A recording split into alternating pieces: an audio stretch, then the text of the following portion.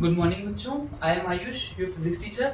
आज हम स्टार्ट करने वाले हैं बेटा कैलकुलस। ये है हमारा फोर्थ लेक्चर। ये है हमारा basic maths for physics series का fourth lecture. Basic maths for physics में बेटा फिजिक्स में यूज होने वाले जो भी बेसिक कंसेप्ट्स होते हैं उनको अपन इस सीरीज में कवर करने वाले हैं, ठीक है।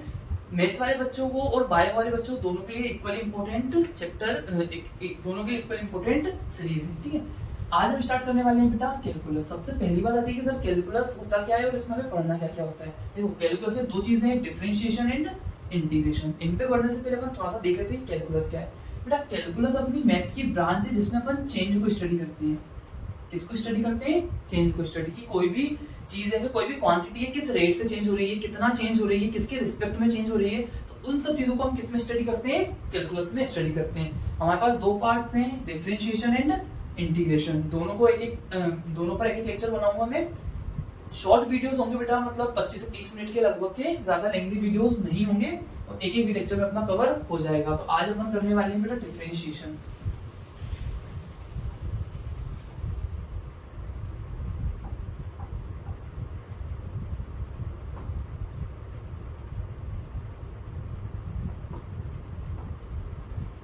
आज का टॉपिक है बेटा अपना डिफरेंशिएशन। देखो डिफरेंशिएशन समझने से पहले मैं आपको थोड़ा सा स्लोप के बारे में बताता हूँ कि स्लोप क्या होता है। मेरे पास एक ग्राफ है बेटा, ये है एक्स एक्सिस, ये है मेरे पास वाई एक्सिस, ठीक है। मैंने एक ग्राफ बनाया, ध्यान से समझना बेटा। ये जो ग्राफ है ये पॉजिटिव एक्स एक्सिस के साथ कितना एंगल बना रहा है? थीटा। देखो स्लोप क्या होता है बेटा? स्लोप का मतलब होता है कि यार कोई भी एक लाइन अपने एक्स एक्सिस से कितनी इंक्लाइंड है, ठीक है ना। उसको मेजर कैसे करते हैं, उसकी वैल्यू कैसे मिलती है? अगर ये ग्राफ अपने पॉजिटिव एक्सिस का थीटा एंगल बना रहा है तो स्लोप मिलता है बेटा मुझे tan थीटा से। स्लोप किससे मिलता है मुझे? tan थीटा से। क्लियर हुआ? अब बेटा किसी इस पॉइंट पर मैं देखूं तो ये एंगल कितना बन रहा होगा? थीटा बन रहा होगा। मतलब अभी तो ये स्ट्रेट ग्राफ है अपना, तो हर पॉइंट पे स्लोप क्या होगा मेरा? बराबर होगा। इसके बाद एक और केस में लेने वाला हूँ, बस इतना समझो। क्या स्लोप क्या होता है बेटा? कोई ग्राफ मेरा पॉजिटिव एक्स के साथ अगर थीटा एंगल बना रहा है तो उसका स्लोप मिलता है मुझे tan थीटा से। क्लियर हुआ इतना? अब बेटा tan थीटा क्या होता है अपने पास? Perpendicular upon base. ये चीज अपन पहले ही पढ़ चुके हैं इस प्रीवियस लेक्चर्स में, ठीक है।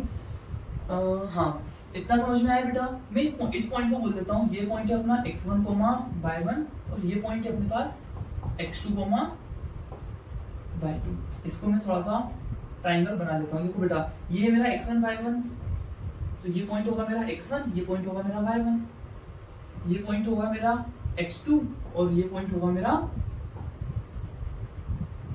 y2। बात समझ में आई बेटा? अब इस ट्राइंगल में हम देखते हैं ये एंगल कितना बन रहा है? थीटा। tan थीटा क्या होता है बेटा? Perpendicular upon base. थीटा के सामने वाली साइड क्या होती है? परपेंडिकुलर, और पास वाली साइड होती है अपने पास बेस। तो ये हो गया बेस और ये हो गया मेरा परपेंडिकुलर। अब बेटा कौन सी परपेंडिकुलर होती है, कौन सी बेस होती है, अगर आपको अभी भी क्लियर नहीं है तो मेरे प्रीवियस सेक्शन जाके देख लीजिए, मैं यहाँ पे लिंक लगा दूंगा, ठीक है। देखो बेटा यहाँ से लेके यहाँ तक ये डिस्टेंस कितनी है मेरी? y2 और ये डिस्टेंस कितनी है? y1। तो ये डिफरेंस कितना आ जाएगा? y2 minus y1। सिमिलरली ये डिफरेंस कितना आ जाएगा? x2 minus x1। यहाँ से यहाँ तक x2, यहाँ से यहाँ तक x1, तो ये डिस्टेंस की डिफरेंस कितना आ जाएगा? x2 minus x1। तो tan थीटा किसके बराबर आएगा बेटा मेरा? y2 minus y1 divided by x2 minus x1। मतलब अगर मुझे दो पॉइंट से कोऑर्डिनेट पता है उससे भी मेरा स्लोप निकल सकता है, और अगर मुझे एंगल पता है तो उससे भी मेरा स्लोप इजीली मैं निकाल लूंगा। ये तो हो गया बेटा मैथमेटिकल बात कि यार आपके पास कोई ग्राफ है तो उसका आपने स्लोप कैसे निकाला। स्लोप क्या होता है? वो जितना थीटा एंगल बना रहा है तो tan थीटा से आपको स्लोप मिल जाएगा। दो पॉइंट पता है तो y2 minus y1, x2 minus x1 से आपको स्लोप मिल जाएगा। इसका मतलब क्या है? इसको जो हम फिजिक्स में यूज करेंगे उसका मतलब क्या है? देखो बेटा x2 माइनस x1 क्या है? Change in x। y2 minus y1 क्या है? Change in y। कि यार x में कितना चेंज हुआ और y में कितना चेंज हुआ। ध्यान से समझना बेटा इस चीज को। ये अपना क्या है? y वर्सेस x का ग्राफ है। किसका ग्राफ है बेटा? y वर्सेस x का ग्राफ है। मतलब x के रिस्पेक्ट में y कितना चेंज हो। जब मेरा, ध्यान सुनना बेटा, जब मेरा x1 से लेके x2 तक चेंज हुआ तो उसके रिस्पेक्ट में, उसके हिसाब से y अपना y1 से लेके y2 तक चेंज हुआ। आई बात समझ बेटा? मैं एक बार और बोल रहा हूँ। अगर मेरा x1 से लेके x2 तक क्या हुआ? चेंज हुआ, तो y अपना कितना? y1 से लेके y2 तक चेंज हुआ। मतलब y2 minus y1 divided by x2 minus x1 क्या? इसको अगर मैं एक बार लिख देता हूँ, आपको और समझा दूंगा। Rate of change of y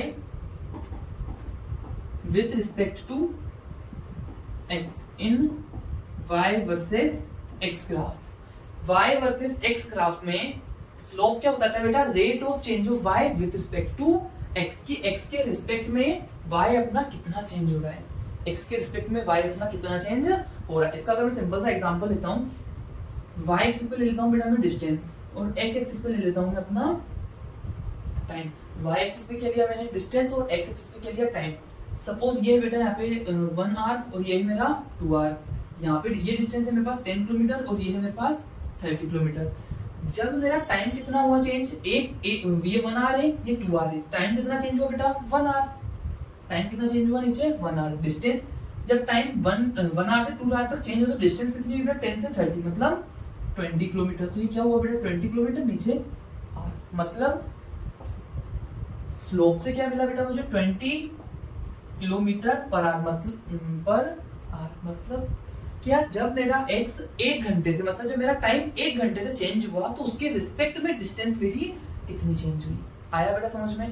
देखो धीरे धीरे अपन जब डिफरेंशिएट में जाएंगे तो इसको मैं और डिटेल में पढ़ाऊंगा फिजिक्स में, तो आप एकदम काफी सारे केसेस लोगे, आपको चीजें क्लियर हो जाएंगी। इतना समझो y2 minus y1 divide by x2 minus x1, इसका मतलब क्या है कि जब x2 माइनस x1 मतलब जब x में मेरा एक यूनिट चेंज आ रहा है तो उसके रिस्पेक्ट में y में कितना चेंज आ रहा है। टाइम में मेरा जब एक यूनिट मतलब 1 घंटा चेंज आया तो डिस्टेंस में कितना चेंज आया। और बेटा डिस्टेंस टाइम ग्राफ के स्लोप से क्या मिलती है मुझे, स्पीड मिलती है। ये 20 किलोमीटर पर आवर क्या है, स्पीड है।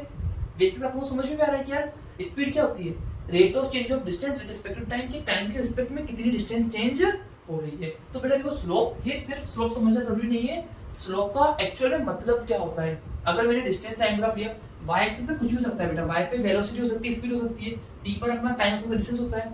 सपोज अगर यहाँ पे वेलोसिटी है और यहाँ पे डिस्टेंस है तो स्लोप से क्या मिलेगा बेटा मुझे, rate of change of velocity with respect to distance की डिस्टेंस के रिस्पेक्ट में वेलोसिटी कितनी चेंज हो रही है। आई बात समझ बेटा। तो ये स्लोप का मतलब होता है, ये काफी बच्चों को पता ही नहीं होता कि स्लोप का मतलब क्या है। इस चीज पे थोड़ा सा ध्यान रखना।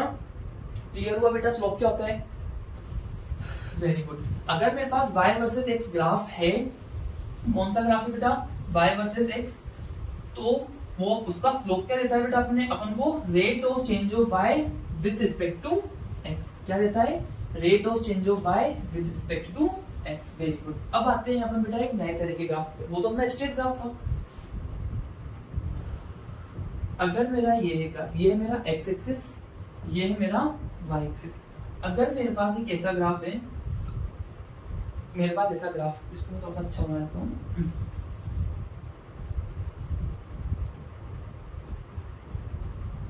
ये मेरे पास ग्राफ, मैं बोलता हूँ इस पॉइंट पे स्लोप बताओ। कैसे बताएंगे बेटा, इस पॉइंट पे अपन टेंजेंट बनाएंगे। ये मैंने टेंजेंट बनाया, ये एंगल बनाया इसने थीटा1, तो स्लोप कितना हो जाएगा बेटा tan थीटा1। सिमिलरली मैंने बोला क्या इस पॉइंट पे स्लोप बताओ, इस पॉइंट पे स्लोप कितना हो जाएगा बेटा, मैंने टेंजेंट बनाया, ये एंगल है मेरा थीटा, तो यहाँ पर स्लोप कितना हो जाएगा tan थीटा2। ये तो अपने मतलब क्या बता रहा हूँ बेटा मैं, इस ग्राफ में हर पॉइंट पर स्लोप क्या निकलेगा, अलग निकलेगा। हर पॉइंट पे स्लोप क्या निकलेगा, अलग निकलेगा। और स्लोप निकालने के लिए क्या, स्लोप क्या होता है बेटा अपना tan थीटा, और वो निकलता है मेरा y2 minus y1 divided by x2 minus x1 से। मतलब एक स्ट्रेट लाइन होनी चाहिए ना। अपन ने पिछले वाले केस में क्या देखा था, दो पॉइंट एक स्ट्रेट लाइन से अपने जुड़ रहे थे और उन दोनों पॉइंट से अपने स्लोप निकाली, तब मेरा y2 minus y1 divided by x2 minus x1 आया था। इस केस में क्या होगा, इस केस में अगर मुझे क्या फाइंड करना है, किसी एक पॉइंट का स्लोप फाइंड करना है, तो मैं कैसे फाइंड करूंगा। तो अपन देखते हैं, देखो ये है मेरा थीटा1 छोटा है बेटा थीटा, दूसरे देखो बहुत प्यार से समझाऊंगा, इजीली समझ में आपको आ जाएगा। मैं बोलता हूँ कि मुझे इस पॉइंट का क्या निकालना है, इस पॉइंट को बोल देते हैं अपन स्टार, मुझे इस स्टार पॉइंट का स्लोप फाइंड करना है, तो मैं कैसे करूंगा। ध्यान से समझना बेटा, पेशेंसली समझना, सारी चीजें क्लियर हो जाएगी। थोड़ा सा इमेजिन करना। देखो ये पॉइंट बोल देता हूँ मैं, ये पॉइंट है मेरा x1 y1, ये पॉइंट है बेटा मेरा x2 y2।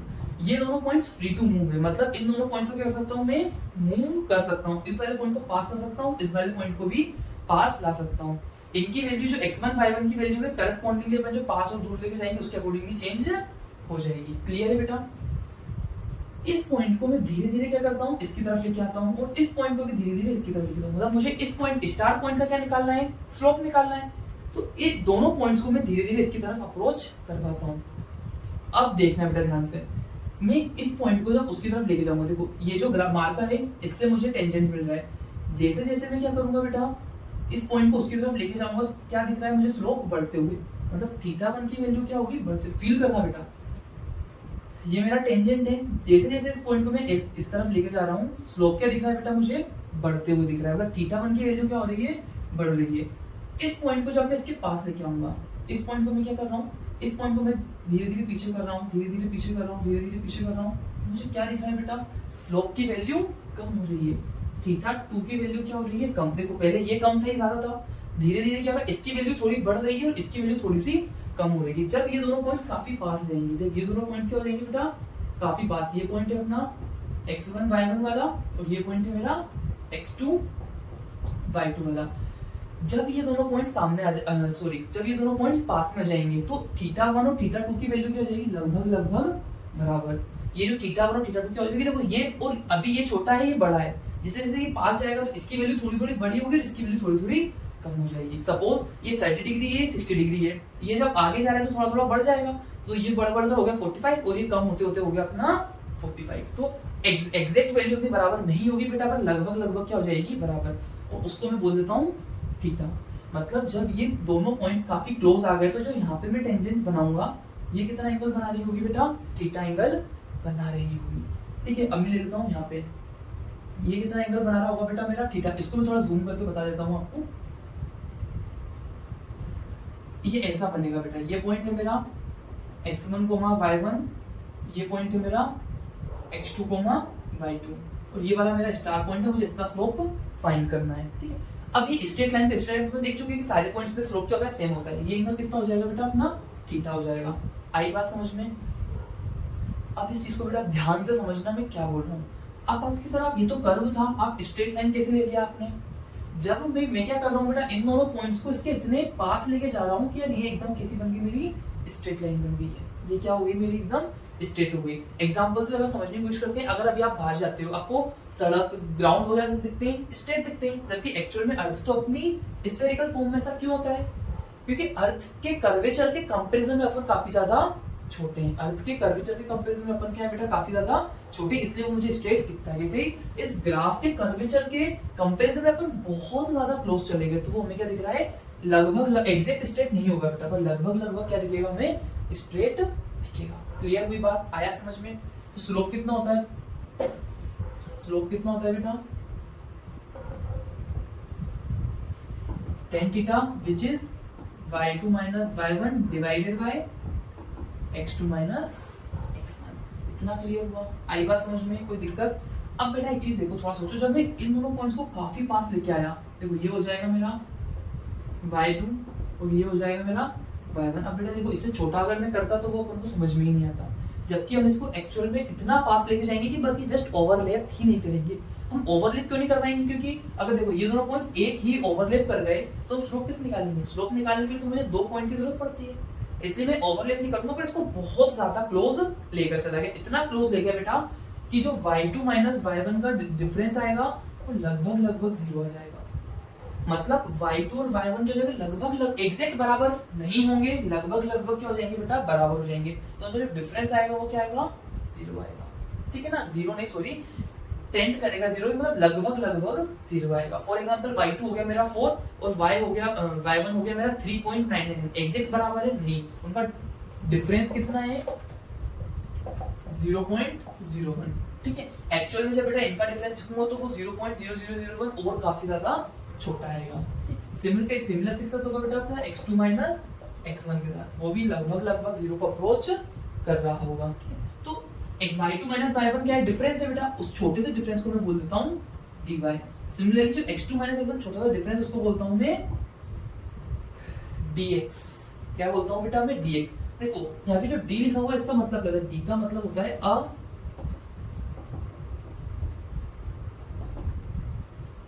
Little bit of. d का मतलब क्या होता है बेटा, a little bit of. dy लिखा हुआ है मतलब a little bit of y, x लिखा हुआ है मतलब a little bit of x। Simple सा बेटा, y मेरे पास कुछ है, इसके मैं बहुत छोटे छोटे टुकड़े कर देता हूँ। ठीक है, तो उसका एक टुकड़े को क्या बोल दूंगा मैं, dy, मतलब a little bit of y, या फिर एक एलिमेंट बोल सकते हैं, a element of y। dy क्या बेटा, y का एक छोटा सा टुकड़ा। क्लियर हुआ बेटा? इतना आया समझ में? बस। तो dy बाई dx से क्या मिलता है मुझे? स्लोप मिलता है, मतलब rate of change of y with respect to x। अब यहाँ पे चेंज कितना है बेटा? बहुत ही माइन्यूट चेंज है। dy क्या है? बहुत, देखो y2 माइनस y1 चेंज। इस केस में क्या है बेटा अपना? dy क्या है? बहुत माइन्यूट सा चेंज। सिमिलरली dx क्या है मेरा? बहुत माइन्यूट सा डिफरेंस। क्लियर हुआ बेटा? आया समझ में? कोई दिक्कत है यहाँ तक? Very good. तो बेटा यही होता है मेरा डिफरेंशिएशन। जो dy बाई dx है ना, यही होता है डिफरेंशिएशन। अगर मैं आपको बोलता हूँ यार y अपने पास कुछ है, सपोज एक्स स्क्वायर, इसको आप डिफरेंशिएट करो, dy बाई dx फाइंड करो, मतलब मैं क्या बोल रहा हूँ, y वर्सेस x का अपन ग्राफ बनाएंगे, y वर्सेस x का मेरा ऐसा ग्राफ बना, इसको डिफरेंशिएट करने का मतलब इसका स्लोप बताना है। इसका क्या बताना है बेटा? स्लोप बताना है। अब जो भी पॉइंट दिया जाएगा उसके बाद में वैल्यू रखकर उस पॉइंट पर अपना उसका स्लोप बता सकते हैं। क्लियर हुआ बेटा? तो ये डिफरेंशिएशन की बेसिक अंडरस्टैंडिंग। अगर कहीं पे dy बाई dx मतलब हम y वर्सेस x का ग्राफ बना रहे हैं और उसका फिर स्लोप निकाल रहे हैं, तो उसका स्लोप किससे मिलता है? dy बाई dx से। और कहीं पे अगर लिखा है dy बाई dx मतलब rate of change of y with respect to x। एक और बात समझ सकते हैं भाई, तो हमने लिखा dv बाई dt। v है मेरे पास वेलोसिटी, t है मेरे पास टाइम, मतलब rate of change of velocity with respect to time. कि टाइम के रिस्पेक्ट में वेलोसिटी कितना चेंज हुई, कि एक यूनिट टाइम चेंज होने में वेलोसिटी में कितना चेंज आया। होपफुली बेटा आपको डिफरेंशिएशन अच्छे से समझ में आ गया होगा। अब अपन बेटा शुरू करते हैं। देखो बेसिक बेसिक फॉर्मूले अब आपको याद करना है। मैं समझाऊंगा अभी सही, बट सारे फॉर्मूले में नहीं समझाऊंगा। कुछ कुछ ट्रिग्नोमेट्रिक फंक्शंस भी आएंगे जो कि उतने अपने जरूरी नहीं है उनके डेरिवेशंस करना, ठीक है। डिटेल में बेटा मैथ्स में आता है, फिजिक्स में आपको डिटेल में नहीं आएगा। देखो डेरिवेशन सबके हैं, सब कुछ है, बट आपको उतना करने की जरूरत नहीं है। पहला है y इक्वल्स टू x की पावर n। अगर इसको मैं क्या करता हूँ? डिफरेंशिएट करता हूँ। फिर से देखो y वर्सेस x की पावर n का अपन ग्राफ बनाएंगे, उस ग्राफ का dy बाई dx निकालना, उस ग्राफ का स्लोप निकालेंगे, तो क्या मिलेगा मुझे? n आता है मल्टीप्लाई में बेटा x की पावर n माइनस 1, ठीक है ना। फॉर एग्जांपल अगर y इक्वल्स टू x की पावर 3 है, तो dy बाई dx क्या हो जाएगा बेटा? 3x की पावर 3 माइनस 1, मतलब 3x स्क्वायर। क्लियर हुआ बेटा? समझ में आया बात? एक और एग्जांपल में ले लेता हूँ। If y equals to root X given है और dy बाई dx फाइंड करना है, तो क्या हो जाएगा बेटा? देखो रूट एक्स को कैसे लिख सकता हूँ मैं? x की पावर 1/2, ठीक है। फिर इसको डिफरेंशिएट करने के लिए क्या 1/2 यहाँ पे आया, x की पावर 1/2 माइनस 1, यहाँ पे तो इसको अपन डायरेक्ट सोल्व कर लेते हैं, ठीक है। x को कैसे लिख लिया मैंने? 1/2। इसको डिफरेंशिएट करना है, तो 1/2 यहाँ पे आया, x की पावर 1/2 माइनस 1, 1/2 x की पावर 1/2 माइनस 1 मतलब माइनस 1/2, 1/2 इसको मैं नीचे लिया था, x की पावर 1/2 मतलब रूट x। ये मेरा क्या हो गया? आंसर आ गया। बेसिक्स आपको ये वाला फॉर्मूला एक तो याद करना है। और इसी का बेटा एक अपना केस बनता है, बहुत अच्छा केस है, काफी बच्चों को डाउट होता है। अगर y इक्वल्स टू x है, इसको डिफरेंशिएट करने पे क्या आएगा? dy by dx equals to x की पावर क्या है बेटा? 1, तो 1 का अपन ने मल्टीप्लाई किया नीचे, x की पावर 1 माइनस 1, 1 इंटू 1 माइनस 1 अपना हो जाता है 0, तो x की पावर 0, किसी भी चीज की पावर 0 मतलब 1, तो इसका आंसर क्या आएगा अपना? सिंपली 1 आंसर हो जाएगा, ठीक है। ये इसी का एक स्पेशल केस है, याद करने की जरूरत नहीं है, ये मेन अपना याद होना चाहिए। एक और चीज बड़ी आती है बेटा, y इक्वल्स टू कांस्टेंट। अगर y मेरा क्या है? कांस्टेंट है। फॉर एग्जांपल मैं बोल देता हूँ y इक्वल्स टू कितना है अपने पास? 3 है। तो जब मैं dy बाई dx निकालूंगा तो वो क्या आएगा मेरा? 0 आएगा। मतलब अगर किसी कांस्टेंट को डिफरेंशिएट करेंगे तो वो क्या आता है? 0 आता है। कैसे? देखो ये मेरे पास ग्राफ है, ये मेरे पास x है, y। बट देखो अंडरस्टैंडिंग होना जरूरी है, याद रहे ना रहे, फॉर्मूला भूल जाओ कोई दिक्कत नहीं है, अंडरस्टैंडिंग होना सबसे जरूरी है। y इक्वल्स टू 3 मतलब ऐसा कुछ ग्राफ बनेगा। बेसिक सा कि y की वैल्यू हमेशा क्या है? 3 है। स्लोप के अपन दोनों मतलब देखेंगे। देखो एक तो क्या है अपना स्लोप मतलब tan थीटा, tan थीटा मतलब ये x के साथ कितना एंगल बना रहा है? 0, स्लोप कितना निकलेगा? tan 0। tan 0 की वैल्यू होती है बेटा अपने 0। सिमिलरली दूसरा मतलब dy बाई dx से अपन देखते हैं rate of change of y with respect to x की x के रिस्पेक्ट में y कितना चेंज हो रहा है। देखो बेटा x यहाँ पे कुछ है, यहाँ पर भी y 3 है, x यहाँ पे y 3, x की इस वैल्यू के लिए भी y क्या है? 3, मतलब x के रिस्पेक्ट में y चेंज ही नहीं हो रहा। हो रहा है कि बेटा देखो y तो अपना शुरू से 3 है ना, मतलब x के रिस्पेक्ट में y चेंज नहीं हो रहा, तो अपना स्लोप dy बाई dx क्या हो जाएगा? 0, क्योंकि there is no change in y with respect to. Clear हुआ बेटा? ये फॉर्मूला अच्छे से याद रखना, कौन सा, पहला वाला, बाकी उस वाले को भी थोड़ा सा याद रख सकते हो। अगली चीज है बेटा मेरी, if y equals to log base e of x, तो इसको अगर मैं डिफरेंशिएट करूंगा dy बाई dx आता है मेरे पास 1 बाई, सिंपल सा अपने पास बेटा फॉर्मूला है, क्लियर है। अगला आता है मेरे पास if y equals to a की पावर x, a क्या है बेटा, कोई कांस्टेंट टर्म है, तो इसको डिफरेंशिएट करने पे क्या आता है dy by dx which is equals to a की power x log base e x। Example, अगर y गिवन है 2 की पावर x, इसको डिफरेंशिएट करने पे dy बाई dx क्या आएगा 2 की power x log base e 2। अब बेटा log बेस e क्या होता है, अपना नेचुरल लॉग, जो अपन पहले लेक्चर में कवर कर चुके हैं, इसको अपन ln भी लिख सकते हैं, क्लियर है। इसी का एक और केस होता है बेटा, जो काफी टीचर्स याद करवा देते हैं कि बेटा रट लो, कोई जरूरत ही नहीं है। अगर y इक्वल्स टू गिवन है e की पावर x, एग्जैक्ट सेम है अपने पास, क्या हो जाएगा dy by dx equals to e की power x log e of e। अब मुझे पता है बेटा, अगर यहाँ पे बेस और ये चीज क्या होती है सेम, तो इसका आंसर क्या आता है 1, तो ये क्या हो जाएगा अपना इंटू 1। मतलब अगर y इक्वल्स टू x है तो डिफरेंशिएट करने में मुझे ex ही मिलता है, तो इसको भी याद रखने की जरूरत नहीं है, ठीक है बेटा। अब आते हैं अपने ट्रिग्नोमेट्रिक फंक्शंस और उनके डेरिवेटिव्स, उनको डिफरेंशिएट कैसे करते हैं। देखो y इक्वल्स टू अगर है मेरे पास sin x, इसको डिफरेंशिएट करने पे मुझे मिलता है बेटा cos x। अब बेटा देखो क्या बता रहा हूं मैं, ये आप याद कर सकते हो, ठीक है ना, क्योंकि इनके डेरिवेशंस हैं, इसको प्रूफ किया जा सकता है, ऐसे नहीं कि इसको प्रूफ नहीं कर सकते, प्रूफ कर सकते हैं, बट उतना आपके नेसेसरी नहीं है, ठीक है। y equals to sin x, तो डिफरेंशिएट, उसको डिफरेंशिएट करने में मिलेगा मुझे cos x। अगर y equals to cos x, तो उसे डिफरेंशिएट करने पे बेटा मिलेगा मुझे माइनस sin x। थोड़ा सा बेटा याद रखना, y रटने की कोशिश मत करना, धीरे धीरे प्रैक्टिस करोगे तो आपको समझ में आ जाएगा, याद हो जाएगा। अगर y इक्वल्स टू 10x, तो इसको डिफरेंशिएट करने पे मिलता है मुझे sec स्क्वायर x। अगर y इक्वल्स टू मुझे cos x गिवन है, तो dy बाई dx मिलता है मुझे minus cos x cot x। अगर y इक्वल्स टू गिवन है मुझे sec x, तो dy बाई डी क्या मिलता है मुझे sec x tan x, ठीक है। अगर y इक्वल्स टू मुझे cot x गिवन है, तो dy बाई dx होता है बेटा माइनस cos स्क्वायर x। अब हल्का ध्यान से देखो, sin का डिफरेंशिएशन cos का sin बस नेगेटिव का, tan का क्या होता है sec स्क्वायर x, cot का क्या होता है minus cos square x, sec का क्या होता है sec x tan x, cos x का क्या होता है minus cos x cot x। तो इनको हल्का सा बेटा देखो, इंपॉर्टेंट तो ये तीनों है, पर सारे याद रखोगे तो आपको थोड़ा सा इजी रहेगा, ठीक है। और एकदम रटने की कोशिश मत करना बेटा, ऐसा नहीं होता कि फर्स्ट लेक्चर से आपको सब कुछ यूज होने लग जाएगा, बट बेसिक आपको आना जरूरी है। और कहीं भी उस टाइम पे डाउट लगे तो आप आकर पूछ सकते हो। बाकी बेटा कहीं भी डिफरेंशिएशन यूज होगा तो मैं आपको अच्छे से बताऊंगा कि यार इसका डिफरेंशिएशन हमने ऐसा क्यों किया, क्लियर है। अगला आता है बेटा थोड़ा सा एलजेब्रा वाला पार्ट। अगर मुझे ऐसा गिवन है y equals to X square plus 2x plus 3, इसको अगर मुझे डिफरेंशिएट करने को बोला गया तो मैं क्या करूंगा, dy बाई dx अगर मुझे फाइंड करना है, इसको अलग करो, इसको अलग करो, इसको अलग करो, इसको करूंगा तो क्या आएगा 2 x की पावर 2 माइनस 1 प्लस, देखो 2 की पावर 2 इंटू एक्स है, 2 बाहर ले लिया मैंने, x की पावर 1 को करूंगा तो नीचे 1 का मल्टीप्लाई और x की पावर 1 माइनस 1 प्लस 3 कांस्टेंट, इसको करने पे क्या मिलेगा 0। dy by dx equals to 2 x की पावर 1 प्लस 2 x की पावर 0 मतलब 1 प्लस 0। तो ये क्या मिल गया बेटा, उसको मैं लिख देता हूँ डायरेक्ट 2x प्लस 2। ये क्या हो गया, मुझे डिफरेंशिएट करके आंसर मिल गया, क्लियर है बेटा।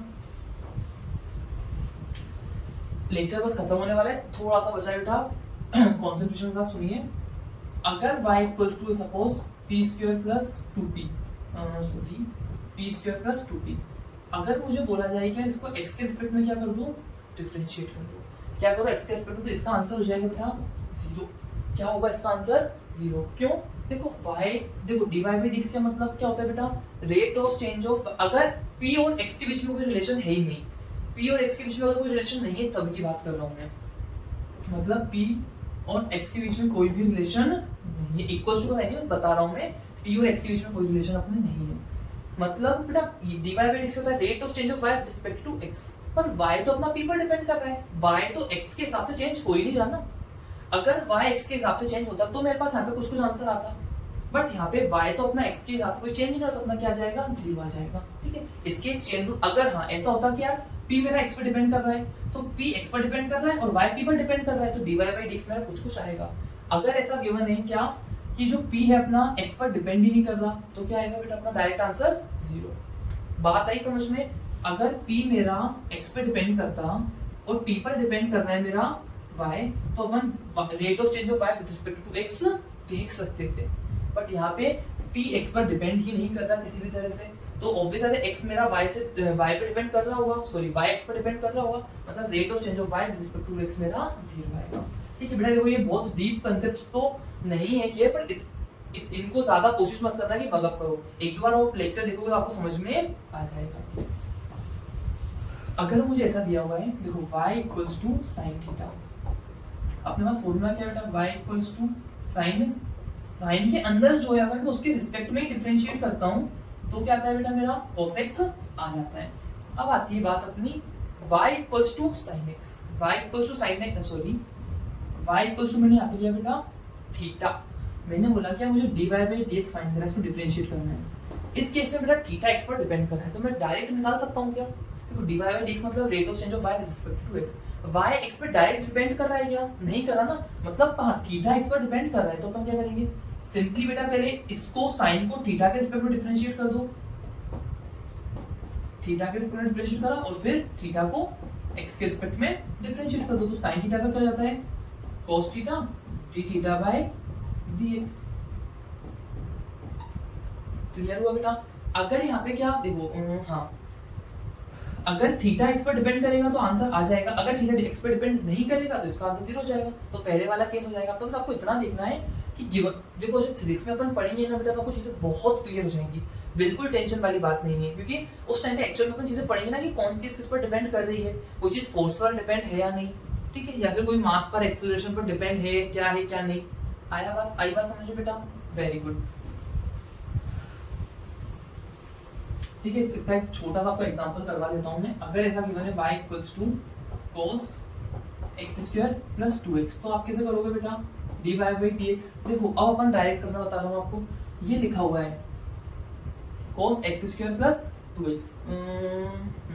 हाँ एक क्वेश्चन ले लेते हैं बेटा अपन y equals to cos x square plus 2x, इसको अगर डिफरेंशिएट करने बोले देखो cos के अंदर अगर x होता तो अपन डायरेक्ट डिफरेंशिएट करते, पहले अपन इसको इसके रिस्पेक्ट में करेंगे, cos को करने पर क्या आता है minus sin cos square plus 2x into फिर ये जो था बेटा इसको अपन वापस डिफरेंशिएट कर देंगे, x स्क्वायर को करूंगा तो क्या आएगा 2x प्लस 2x को करूंगा तो क्या आएगा सॉरी तो 2x ये क्या हो जाएगा बेटा मेरे पास आंसर आ जाएगा, मतलब minus 2x plus 2 into sin x square plus 2x। Clear है बेटा?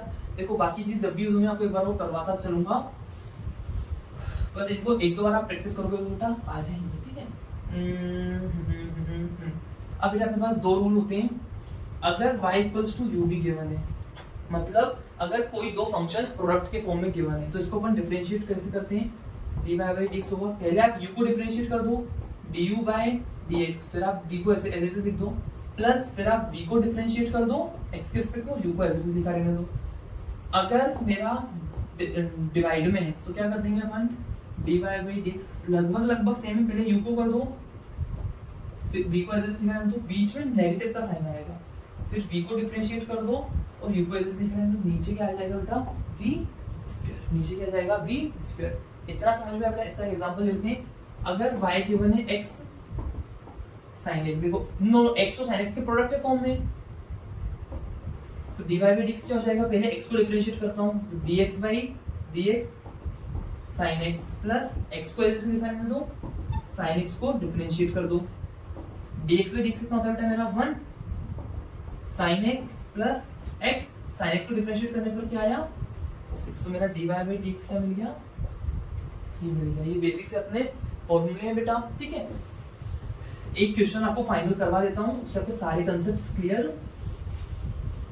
हो जाएंगे। If y equals to log base e of cos x plus sin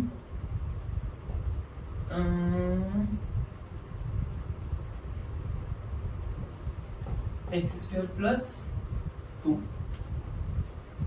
डरने वाली बात नहीं बेटा, इजी क्वेश्चन है। देखो अपने पास फॉर्मूले क्या क्या है, अगर y है मेरे पास log बेस ई एक्स, तो dy बाई डी एक्स कितना हो जाएगा 1 बाई एक्स। अगर यहाँ पे x और x के रिस्पेक्ट में डिफरेंशिएट करा तो 1 बाई एक्स आ जाएगा। यहाँ पे cos x तो अपन cos x के रिस्पेक्ट में डिफरेंशिएट करेंगे, मतलब इसको मैं लिखता हूँ d, पहले cos x के रिस्पेक्ट में डिफरेंशिएट किया, इसको log base E of cos x को, इनटू में फिर cos x को डिफरेंशिएट कर दिया x के रिस्पेक्ट में, क्योंकि cos के अंदर क्या है अपने पास x है, प्लस sin के अंदर क्या है x स्क्वायर, तो पहले अपन ने sin को डिफरेंशिएट किया x स्क्वायर प्लस 2 के रिस्पेक्ट में, और फिर x स्क्वायर प्लस 2 को डिफरेंशिएट कर दिया बेटा x के रिस्पेक्ट में। यहाँ पे देखो x स्क्वायर प्लस 2 क्या हो जाएगा बेटा, देखो log x को डिफरेंशिएट करने में 1 बाई x, तो यहाँ पे क्या मिल जाएगा 1 by cos x into cos x को डिफरेंशिएट करने में मिलता है माइनस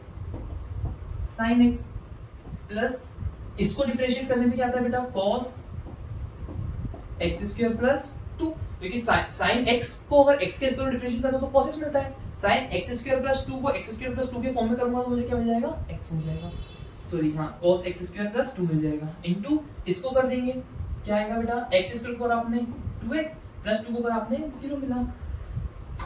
फाइनल आंसर क्या है बेटा dy बाई dx माइनस को इधर sin x by cos x क्या होता है बेटा अपने पास 10x प्लस इस 2x को आगे लिख देते हैं 2x cos x square plus. आया बेटा समझ में, ये बेसिक सा अपना क्वेश्चन हो गया। आपको ध्यान ही रखना है इसके अंदर जो दिया होता है पहले उसके रिस्पेक्ट में कर दो, फिर जो अपने अंदर लिया उसको वापस उसको x के रिस्पेक्ट में डिफरेंशिएट कर देंगे, क्योंकि ये दोनों चीजें देखो बेटा कैंसिल हो रही, तो एक्चुअल में अपन कर तो x के रिस्पेक्ट में ही रहे, बट मैं डायरेक्ट x के रिस्पेक्ट में डिफरेंशिएट उसको नहीं करूंगा क्योंकि उसके मेरे पास फॉर्मूले नहीं है। इतना बेटा अगर आपने डिफरेंशिएशन अच्छे से कर लिया तो मैं गारंटी लेता हूं आपका 11th 12th नीट तक में तो आपको कहीं दिक्कत आएगी नहीं। मेंस के लिए आपको थोड़ा सा एक्स्ट्रा पढ़ना पड़ता है, ठीक है।